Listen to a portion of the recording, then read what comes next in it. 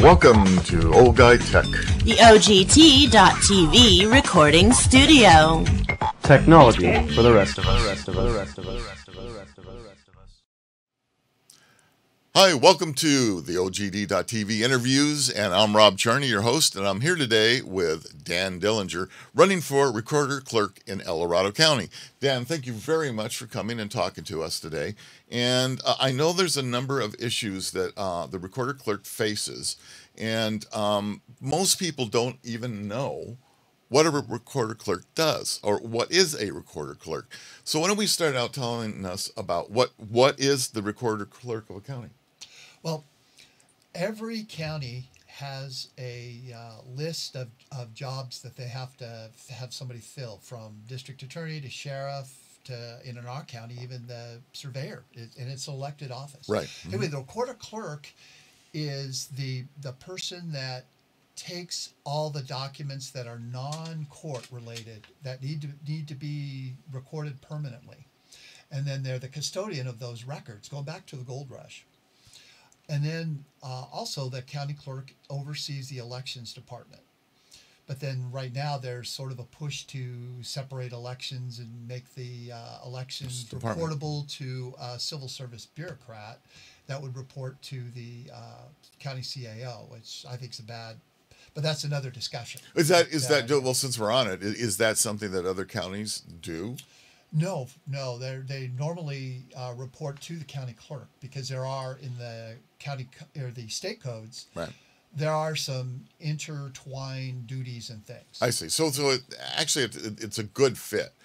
So with that said. All right. Again, so I didn't mean to interrupt you on it.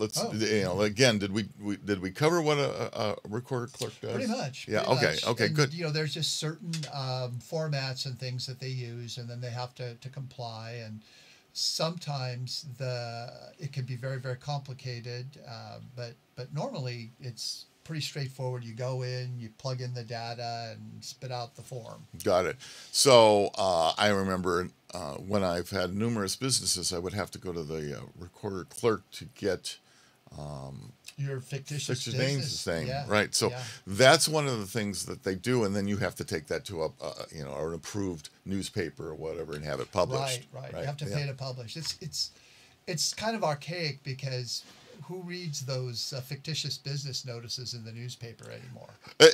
There are a few individuals that I've known throughout the years that they get their kick out of looking at all that. But I must agree. Well, if you look at cutesy names out there. there. They are. Yeah, you have to be inventive now. I mean, you consider how long it's been, and you want to make sure that you have a name that's unique to you. So so that's good. So it's a vital service that's needed in the county. Yes. And so why don't you tell me about your background and your qualifications for this position? Well, many folks probably think I'm way overqualified for the job. But just to start out, I grew up over in Lotus. My family had a small ranch. My father worked for Aerojet back in the old rocket days. He was a researcher for plastic propellants. That's cool. Solid fuels. Yeah. Anyway, I grew up over there. I was active in Cub Scouts, 4-H, school sports, the Arcoloma Days Parade, which used to have the governor for the Grand Marshal. It was so big. And then I was also a volunteer fireman, which I really enjoyed. It was kind of fun. You'd go home, help the person out of the accident or the fire. Right. And you'd go home and sleep good, because you just felt good you helped.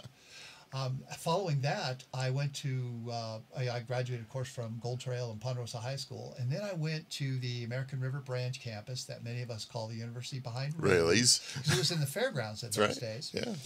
And then I went all the way to Davis, and I got my Bachelor's of Science in Agricultural Economics and Business Management.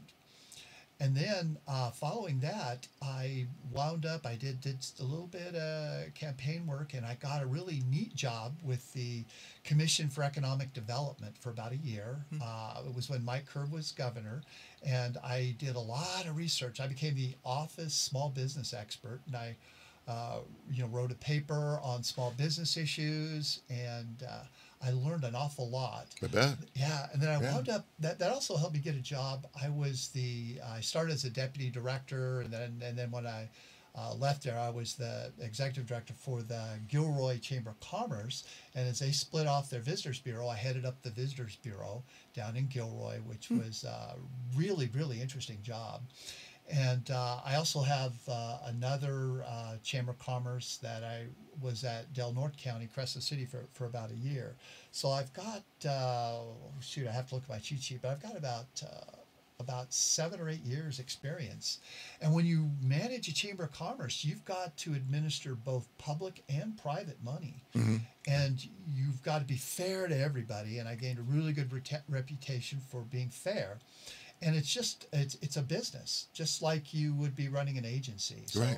My skills there, pretty lateral. That also led to, I worked on some campaigns that paid a little better than the Chamber of Commerce work, and I helped elect Phil Wyman down in the Bakersfield area to the state senate, Dick Monteith down in the Modesto area, and I did some other campaigns during the 90s and 2000s. One here locally was for our former Senator Rico Aller, his race. And then working on those campaigns also led to employment in the state legislature, and I had a lot of experience there. And one of the bills that I'm most proud of was back in 1995. John Stews, who was then the executive director of Gun Owners for California, he came into the office one day and we're having coffee and we're talking about what had happened in Florida, where Florida had just passed a law to take the politics out of issuing concealed carry licenses. Right. And we then, John and I drafted the Monteith Knight Citizen Self-Protection Act. It was SB 638. And we almost got that through the legislature. Became very, very close. We got it through the assembly. Pete Knight, the old X-15 pilot, he was an assemblyman from the Ridgecrest area down in Kern County, and he got his version through the assembly, and we were just a couple votes short of the Senate. But we kept at it, and that model language is used by several legislators, including Rico Aller, to try to keep that issue alive, because many of us believe that, things should be based on merit, not on who you know or who you give campaign contributions to. Exactly. Yeah. So anyway, another bill I worked on here, this is probably the most difficult one, and it was to save swimming and boating in Sly Park. Oh, a lot of people don't realize about 2002, we nearly lost swimming and boating in Sly Park. Yeah. It was a huge thing.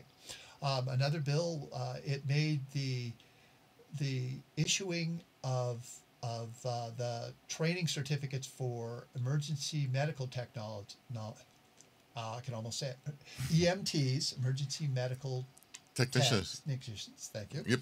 It made it much more volunteer friendly, because the problem was we had a lot of doctors that were involved in the committee that issued the training regulations. And of course, doctors tend to be a little bigoted in that us normal people who don't have a medical degree aren't able to be giving injections and things like that. Well, what we did is we ran a bill and we brought them to the bargaining table, and they agreed, and so they made the training requirements much less onerous so that they were volunteer friendly. Because if you're a volunteer and you're out in Sierra County or Lassen or even some here in El Dorado County, you don't have the time to take away from your family and your job to go to endless hours of training. So I'm really proud of that. Another bill was very revolutionary at the time. It allowed for the electronic recording of documents by county clerks. Oh, and I worked on that at the behest of the Placer County recorder clerk, Jim McCauley.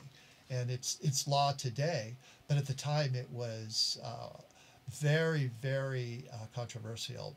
There was widespread belief of voter fraud everywhere, or not voter fraud, excuse me, of document fraud. Right. So that hasn't happened, but that was a very good bill. And another one that helped the folks in El Dorado Hills, it allowed the question of cityhood to come before the voters, which they ultimately voted against. We took no position on the cityhood question, but we allowed people to vote on it. My boss, Rico Aller, felt very, very strongly about that. So.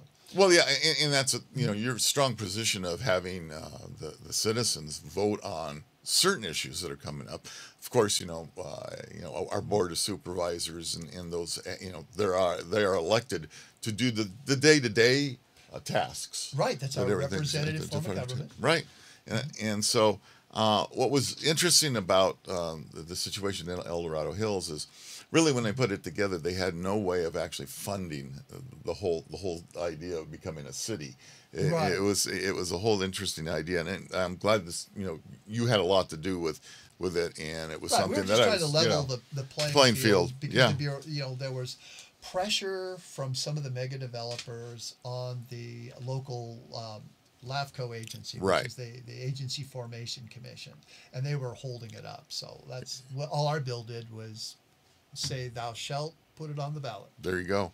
And we know the outcome on that one. So that's a lot of work. And so you do have a lot of experience, Dan. I'm very impressed with everything you've done, both locally and statewide as well. I've had the opportunity to know Rico Oler basically because of you on the introduction to that. I like Rico a lot. He's a great guy, really, really smart, and so that was great. And I'm sure you learned a lot. One of the other parts of my duties when I worked in the legislature for the different offices was to help families with their problems with government. And I can't underestimate the importance of that. And if you do have a problem, go call your supervisor, call your assemblyman, call your senator, Right. because they can help you with state agencies. Quite often, Very good people point. don't think about that. Yeah, they just get mad and They give up, and They give up. That's right. Yeah. Sure, I know it can be very scary when you start getting to that point. If you're not used to being around politics or politicians or our supervisors or whatever. Dan and I have both had the opportunity to speak many times in front of our local board of supervisors, and so it seems second nature to us, but I know to a number of people it's not. And you know what? This leads a little bit into one of the things that we're facing countrywide, but even in California, are all the anti-Second Amendment issues that are in as far as I'm concerned, stupid bills that are trying to get passed. Just feel good, do something, even if it's wrong, type bills. And so why don't you explain your position as far as the Second Amendment goes? Well, for the last since the mid '90s, I've been very, very active. As some people here in the county know, with movement to take politics out of the issuance of concealed carry licenses. Also, other issues like age requirements, whether you're allowed to, you have to register to get ammunition, all these different questions, Right. to me infringe on the rights of law-abiding gun owners, and I think they violate our constitutional rights, particularly the Second Amendment. So I've been very, very outspoken, and I've gone with you and several other people in the community, and we've gone before the Board of Supervisors. I've even testified at the state legislature. I've prepared, bills. I've briefed legislators. I've briefed supervisors, trying to take the confusion out of things. And the basic premise of gun control is that if you ban the tools of a crime, the crime will cease. Right. And many of us have come to the conclusion over the years that doesn't work. I mean, if we could just turn to the example in Austin, Texas, where it's nearly impossible to get explosives, right? Right. Yet there was a series of terror bombings recently. Right. Okay, it did not. The tools of crime were not available. Yet the perpetrator went and made them out of household chemicals. Right. Yeah, and one of the statistics that just came out recently that I looked at, and as some of you out there know, of course, that I'm lead CCW instructor for El Dorado County, and one of the things I look at is statistics, and one of the things that caught my attention just recently is that London, England is having a major problem right now with edged weapons, even to the point of screwdrivers, ice picks, whatever it may be. For the very first time, London has had more deaths that have happened due to edged weapons than New York City has had with guns. Yeah. So I think there's a pretty good argument right there that you can ban all you want. It's not going to change anything. A screwdriver could be just as deadly. and we're seeing people that are doing just that. And of course, one of the things, I don't want to take up your time on it, but one of the things, of course, that really bothers me is the gun-free zones. And we have seen time after time after time that the bad guys, whatever they may be, a sign out there saying this is a gun-free zone does nothing. No, it's like a commercial for criminals to come, because you have greater odds of getting away with the crime with no resistance. Right. And I don't want to take up, because you've got a lot more things to talk about, but basically Dan has been with me and has helped me on the Second Amendment issues. And no matter how you feel, okay, one of the things that I will tell you about Dan is that he listens to people on either side. And I've watched Dan take a position where, wow, I didn't think about that. And, you've refined your decision on that. So I want to congratulate you on that ability too. And we don't want to put anybody off here. And so as far as the Second Amendment goes, that's my issue, and that's why I brought it up, because I work really hard with that. So one of the things that's happened in the county, with the county, has been a bonus. I guess we want to call it a scheme. So, that has come up about these bonuses to supervisors and others. Why don't you educate me a little bit on what this is all about? This is to me a city of bell-like. I can't believe it. Oh, yes. I can't believe this is actually occurred, and as long as it has. Okay, back in the late 80s and early 90s, our county had a problem of keeping really good civil service people. They get their first job out of college, come work for the county, and then they get hired away by another county. Yep. So in 1993, this is the earliest resolution I can find at the Board of Supervisors. In 1993, our Board of Supervisors instituted a retention program for civil service. Okay, this was I remember only that. for civil service people. Right. And what it did is they set it up to where you had more money the longer you worked for the county. They called it a longevity bonus. Right. And it started at 10 years, and then it went up at 15, 20, 25, 30, and beyond. Right. Then they also came up with another idea that's like, hey, if you go to school, back to school, and you improve yourself, you get the various certificates, like a CPA credential or something like that, you'd get an extra 10% bump. It's a bonus applied to your base pay. So that also, all these base pay bumps pump up your PERS retirement. Okay. So it's a really good incentive. Yeah. Another one that they came up with was management leave. Okay, so the management leave worked so that people with high stress could take a day off here or there, and whatever money that they, or I should say, whatever time they didn't use, they could trade for money and get a check for at the end of the year. This was calculated to be 4.6% of their base pay. Okay, so if you didn't use any of your management leave, you'd get a check for 4.6% of your base pay at the end of the year. This also bumped up your PERS.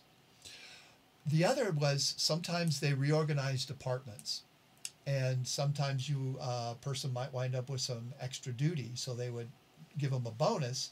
Rather than adjust their salary, they decided they would give bonuses to this. Okay. Well, in 1994, these bonuses were also applied to elected department heads. Okay. Elected department heads who agree already high six-figure salary when they run. Well, when you run, you know what you're going to get paid. Yeah. So anyway, so what we have today is we have an auditor controller, for example, who is getting an extra approximately $45,000 a year in these bonuses. We have another situation where our district attorney is getting an extra $25,000 in bonus money, plus his extra duty is they have made him the county chief technology officer. Oh, wow. At $104 an hour. And I've not been able to find a resolution putting some sort of a governor or limit on how many hours he can charge. But what's troubling about having the district attorney be the county chief technology officer is you create a situation where the civil service manager of the county IT department does not report to the county CAO like all the other department heads. He reports to the district attorney. Well, this allows the district attorney, whether he's honest or not, to have the cheat codes to get into every computer on the county system, including the public defender's office, including the board of supervisors. So if you get somebody who doesn't like somebody, he can flag, well, who's this person out in the public talking to on the board of supervisors? And it's to me, it's a little Stalin-esque, a little on the creepy side. So how did this, excuse me, how did this come about? I mean, I know it happened. Did we have a vacancy in the IT head position, and they said, Mr. District Attorney, you be it, or did he campaign for that, or how did that actually come about? Well, officially, and this gets right into another county boondoggle that we need to change things over. The county several years ago, I think we're into the 7th year of getting a computer upgrade for the accounting system. It's what they call the Phoenix system. It's like financial, anyway. It's a computer acronym. Okay, this system would replace the county's current DOS-based system, which they've been using since the 90s. Yeah.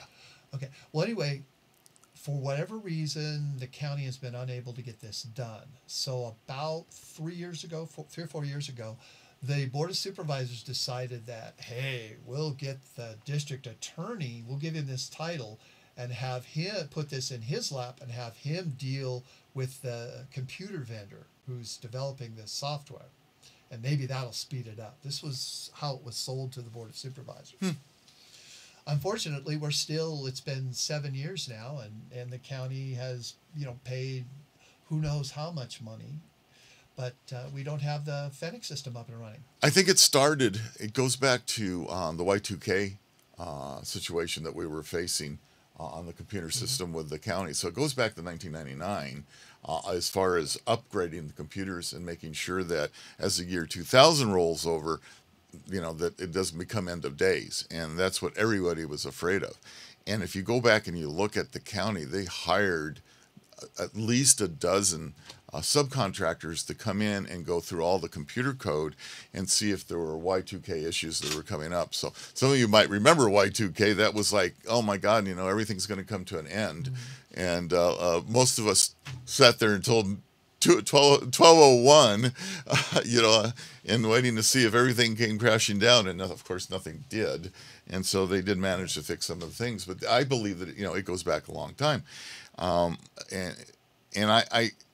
I understand, actually, personally, I don't understand how the district attorney became the IT specialist.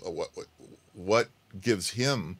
I mean, is he a programmer? Is he a person that understands programming language? Has he had experience in running IT departments? Do you have any idea? No, he doesn't have any background that I'm aware of, and I've never heard him talk about it. The problem to me is that we have a little clique of folks, and it's about power. This gives him Stalin-esque power. I mean, after all, look at the lawsuits that they have done and the court cases. For example, they went after the mayor of Placerville, Dave Machado, and forced him out of office. Basically, they did a plea bargain deal. He had some rentals and may or may not have got the appropriate permits, but they charged him with a whole bunch of misdemeanors and felonies, And he said, "Hey, this job as mayor of Placerville isn't worth it. I'll take your plea deal, which includes stepping down as mayor." They did the same thing with Ray Nutting. Only Ray Nutting fought it when they accused Ray of felony conflict of interest and a whole bunch of other felonies. And they did the same thing for me as punishment for being the consultant that helped organize a campaign that elected John DeAugustini. Well, in my case, the jury took 47 minutes to come back with he's done nothing wrong, not guilty verdict. Right. This is kind of one of the problems. So what you've done is, because elected officials don't always have the money to fight any sort of allegations against them, they'd have to give up their office. in a plea bargain deal, they don't want to go against the district attorney, so they've allowed him to do this. The man's out of control, but that's another subject. Well, yeah, obviously, and of course that's even in the private sector. Many times when a lawsuit comes up, it's always the deep pockets that get involved, and how do you fight? So, it's very difficult. So, all right, so that was another issue. That was one that I was just curious about how it happened. Why don't we talk a little bit about your endorsements? You've got some great people backing you and helping you out in your campaign. Why don't you talk a little bit about who you're most proud of? Well, I'm really, really, really proud. Some of them may be kind of obscure, but a lot of the coworkers that I had down in the Capitol, they've all come forward and endorsed me, and two of them are women, and they endorsed me because they remember I was very respectful of women in the workplace. One was Susan Blake, who is the former legislative director of the governor's Office of Policy and Research. Another was a former co-worker, Bonnie Gore, who is the vice mayor of Roseville. I also, as you know, I've worked with the Gun Owners of California for many, many years. Right. They've given me an A rating. Right. I've also worked with the California Pro-Life Council. They've endorsed me. The Modified Motorcycle Association and another group, Bikers of Lesser Tolerance, they remember going back into the 90s, me helping them with their legislation.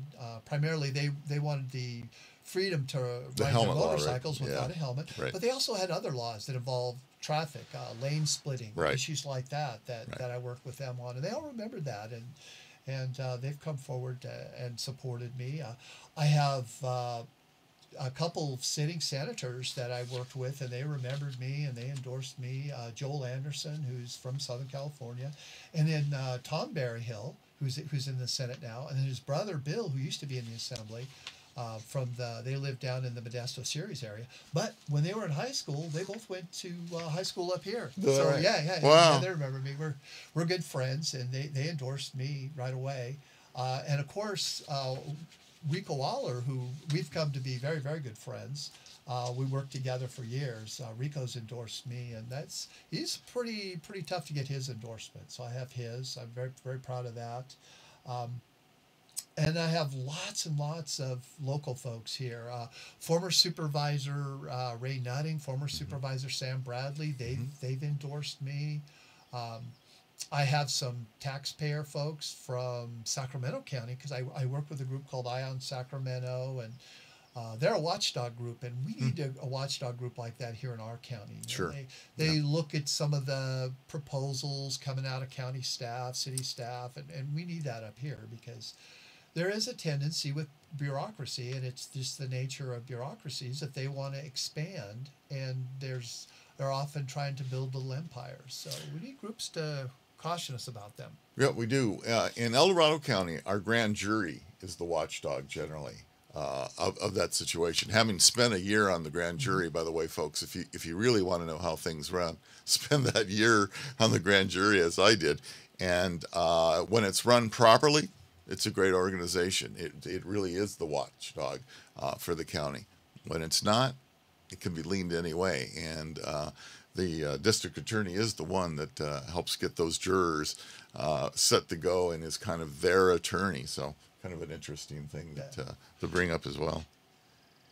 Well, I would just love to see the county have an independent counsel to the grand jury.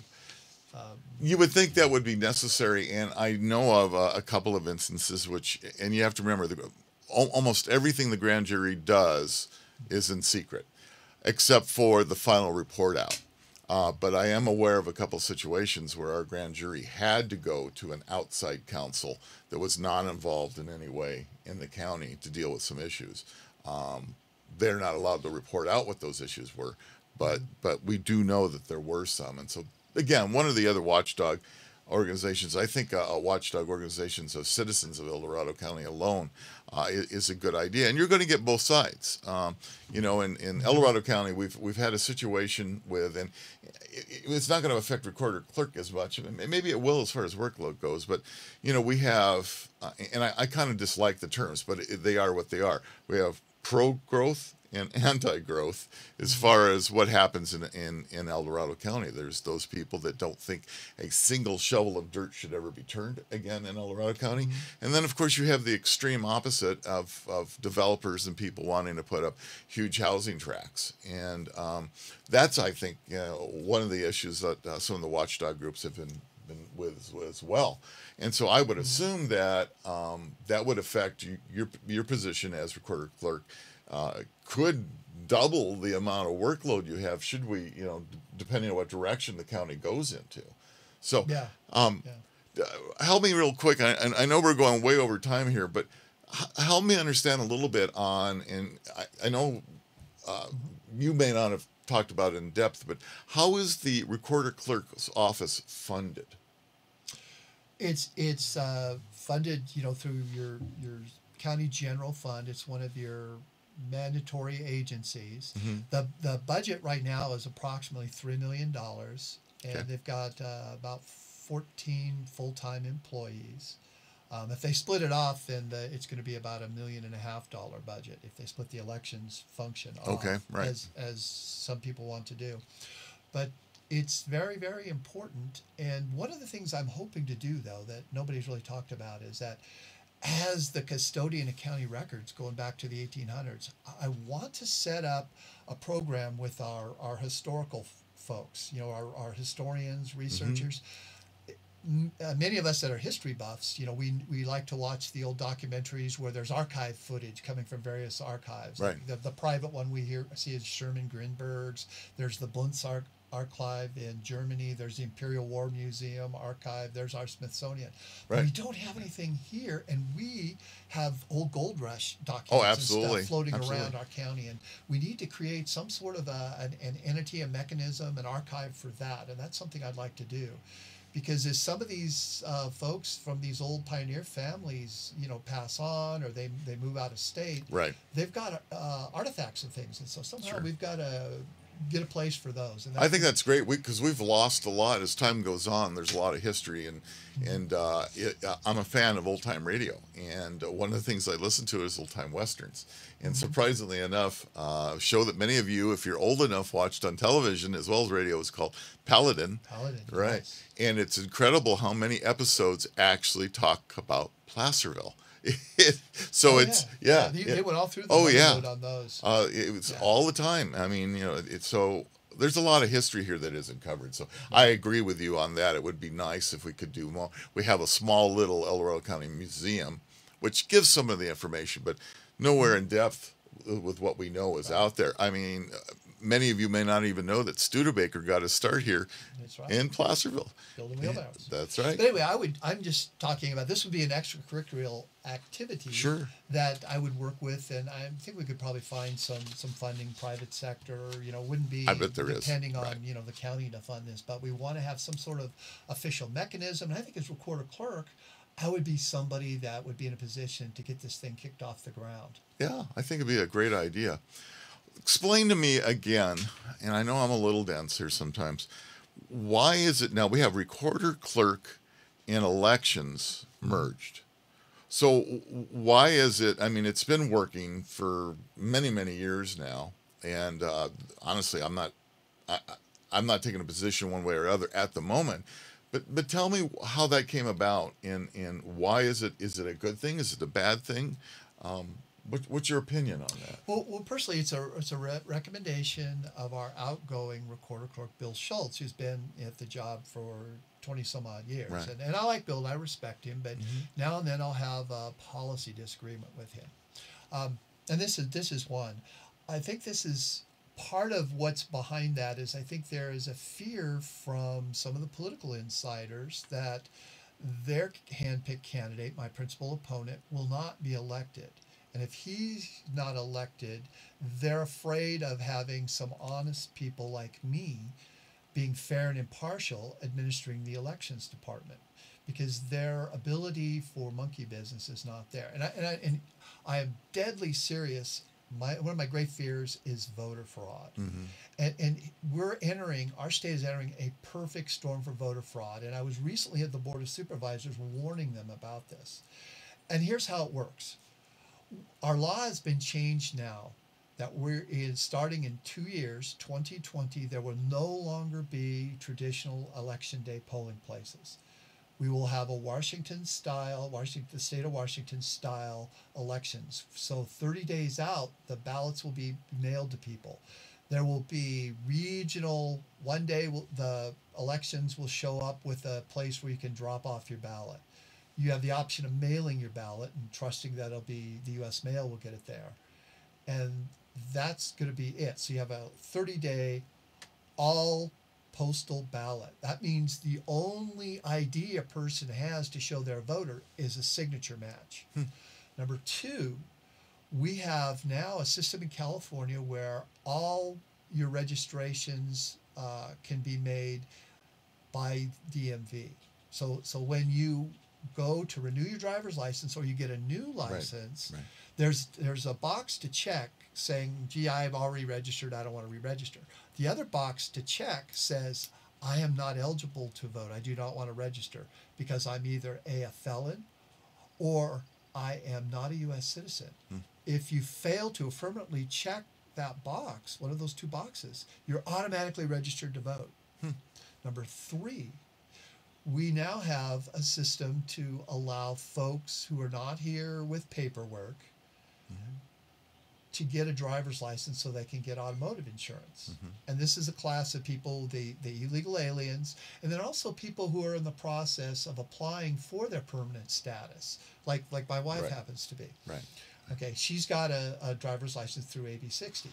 She did not know her English enough because even though they have materials printed, handbooks and things in foreign languages, you have to travel around. Like to get a driver's handbook for her in Chinese, I had to go down to Sacramento County, one of their offices. She took her test, in the Chinese because they were able to do that on the internet screen. Sure. Yeah. But her application was filled out in English. She had me look at it. Well, she didn't know to check that box. Otherwise, that would have been, a transgression of law for her to register. But what my great fear is, these folks are not going to know enough English to know to check the box, A, and B, they're not going to know that they're registered to vote. And in our era now of computer hacking, some smart computer savvy folks are going to figure out how to vote those people in the system. Right. And my fear is they're going to sell this to maybe a mega developer, maybe the Chinese government, maybe the Russians, whoever we're all concerned about interfering with our elections. But the window is there. Just because we haven't had it or any convictions or widespread rampant voter fraud, which I'm thankful we haven't, it doesn't mean with these new changes that we're not. We're making it much easier for the crooks to come in and fraudulently vote. So what we need to do is be ever vigilant. And that's what I really feel we need to be on guard about. And I'm concerned if we go to a civil service bureaucrat, they're not going to have any incentive to rock the boat. They're not going to go down to the state legislature like I would as an elected department head. Right. And I have the plus of being a former staffer. So the deferential treatment I get as a former staffer versus somebody else going down to the state capitol is something I can't describe to you, but it's invaluable. And I've worked with Democrats and Republicans in the past, and they know I have a solid reputation and that I would be telling the truth and they would believe me. Yeah. Oh, fantastic information. I had no idea, so I'm really glad you shared that with us. I try to keep shows around 30 minutes because I know sometimes you guys get you get off your high horse and stop talking about it right now. So bad on me. But Dan, you took the time to come and talk and make sure that the folks out there know a little bit about you because we can't cover everything.